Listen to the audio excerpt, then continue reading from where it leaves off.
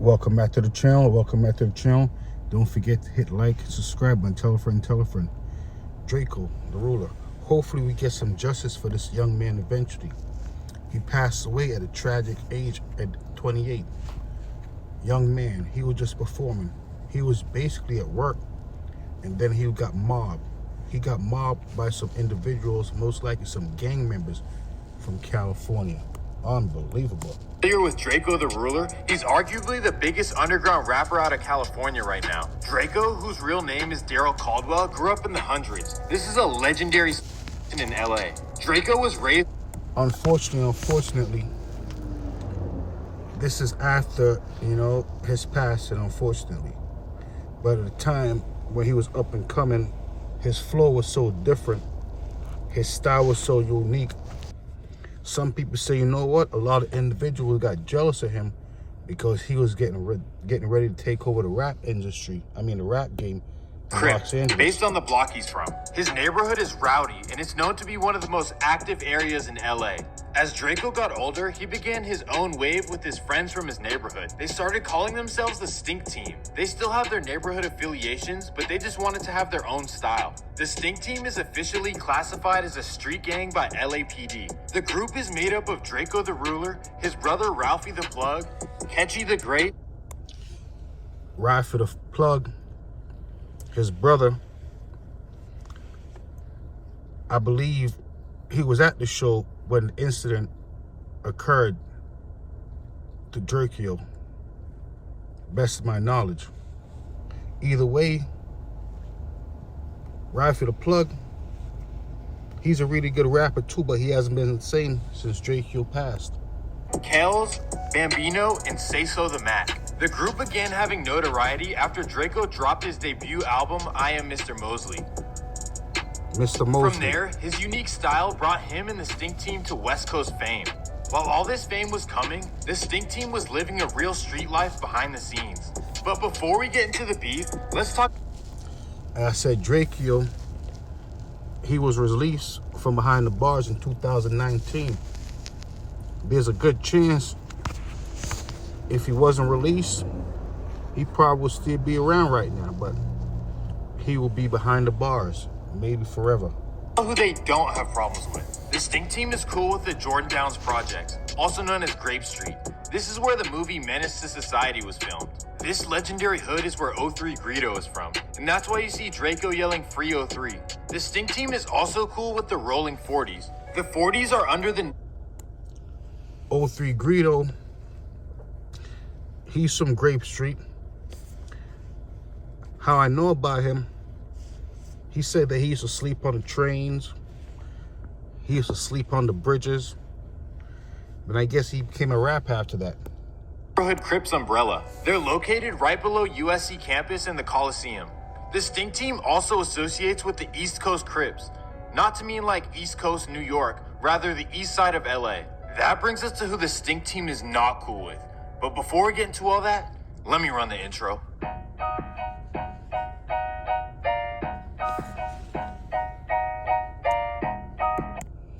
As I said, it's an unsolved crime, but I'm sure eventually the person who did this to Draco will be caught. Quite certain it was someone who he knew or knew of. You know what I mean.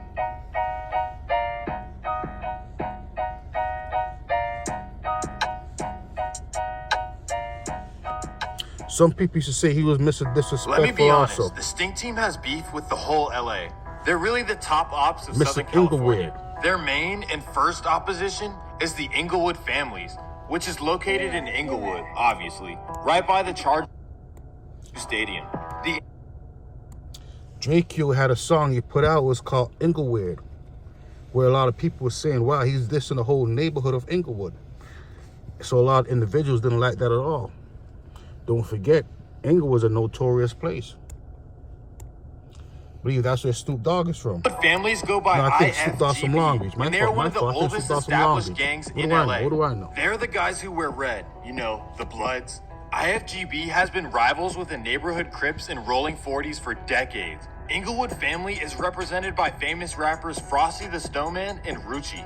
Frosty the Snowman, got what a famous name. with his hit songs You Dig and Milwaukee Bucks. All of this takes me to a tragic incident in Frosty the Snowman. I have to admit, that's a crazy name. But he was a good rapper, though. 2016. December 10th, 2016. There's a naughty pajama party in Carson, California.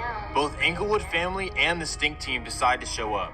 Draco the Ruler and Stink team members are outside the party chilling by their cars. That's when they notice their rivals from Inglewood family. An IFGB top member, Davion Gregory, who goes by Red Bull, walks out of the party with Arizona Cardinals wide receiver Travis Broom. Draco notices. It's crazy. Red Bull. These individuals have the most unique names around. And turns around to his group and says, let's get out of here. Then Red Bull and Travis Boom walk by the Stink team. That's when shots start flying from a man behind a black Mercedes SUV. Davion. I mean, did he used to drink a lot of Red Bull? That's why they call him Red Bull? I don't know. It's a crazy name, though. Let's get back to the would be story. hit multiple times with a 40 and a 38. He would pass away at the scene. LAPD would check the security cameras from around the area and find a black Mercedes fleeing the scene. After internet research, an investigator would find the same car in Draco's music video. It was his most recent music video called Chunky Monkey. Unfortunately, like what I was saying, you know, some individuals saying, you know what? Draco the Ruler was attacked on stage because of his past activities with crime. See him driving around in the black Mercedes. In that same video, they would also see a 40 and a 38. That would be all the evidence they needed to arrest Draco the Ruler and the Stink team. Here's where things get interesting. LAPD decided to do some sneaky stuff. They would put all the Stink team in different cells and they would assign them with fake cellmates. What do I mean by that? Well, their cellmates were undercover cops pretending to be criminals. The undercover cop. Believe it or not, it's very common for undercover cops to be placed in your jail cell with you. And a lot of these criminals, what they do, they kick back and relax. You know, they say, I'm innocent, I'm innocent. But when they're in their jail cells, they talk about the crimes they committed or used to commit when they were on the streets. Not realizing a lot of those individuals be undercover cops. Would wear wires to see what kind of information they could get out of them. Well, that would be a smart move, but I have no idea how that's legal. Like, there's no way you should be able to do that. Anyways, Stink Team and Rolling 40s member Too Shitty would tell his cellmate that Jaden Boyd was the one who did it. Too Shitty, what a Jaden name. Boyd goes by AB, so technically he said AB did it, but investigators were able to figure it out anyways. Mind you, Jaden Boyd was not even being investigated for it in the first place. Well, that would change because those comments by his friend would get him arrested. And also, because of those comments, LAPD would start giving out deals to more members who were willing to speak up. They were throwing football numbers at Draco and his crew. I'm talking about 20 years, 30. Unfortunately, Draco and his crew, he was known by LAPD. And, you know, I wonder if that's one of the reasons why, you know, they're not, you know, that, you know, the person wasn't apprehended yet. I wonder if they're thinking, you know what, it's only gang war, it's only gang war. 40, 50, and more. That would be unless they would speak up and tell names. Well, everyone would stay solid except one. Draco the Ruler's right-hand man, who goes by Solo, would take a deal with the police. They would offer to drop his charges and let him walk free if he gave up information. And he would tell them everything they needed. He would tell investigators that the whole Stink team was at Draco's house on Aviation Boulevard before the party. He said that Draco found the pajama party on social media and that he wanted to pull up. He said they drove to the party in 5 cars, with Draco leading the way in his black Mercedes. Sola says they're all chilling at their cars when Too Shitty tells them that he sees Inglewood families in the party. Then Solo says he sees Red Bull walk by their car. He says that Draco the Ruler would say, let's get out of here. Then he says he heard shots coming from his way and he took cover. He says he saw Stink Team member Kells busting his 40 and he saw AB busting his 38. That's when they took the whole Stink Team down. When you hear rappers say, watch your homies, and that... You know, the Stink Team. I mean, imagine having a name like that as a gang, and you really expect to trust the fellow members of that gang. That'd be crazy. Imagine you trusting another person from the stink team. The closest ones to you that'll burn you, it's nothing but the truth. Here's how it would play out in court. Draco was able to hang jury twice on the murder charge, and he would only end up facing possession charges. Everyone assumed that he was in the clear, but then the judge would demand a retrial. So Draco would remain locked up for a few more years. This move by the judge was very controversial, and many people thought it was injustice. Well, Draco was finally able to get out in 2020. Things wouldn't turn out so well for his associates, though. His friend and fellow Stink Team rapper Kells ended up getting life without parole. It seemed... Unfortunately, I said, you know, Draco, he was a gang member. And I guess, you know, he went out like a gang member, unfortunately. But justice needs to be served either way. Jaden Boyd, also known as AB, is still facing his charges to this day.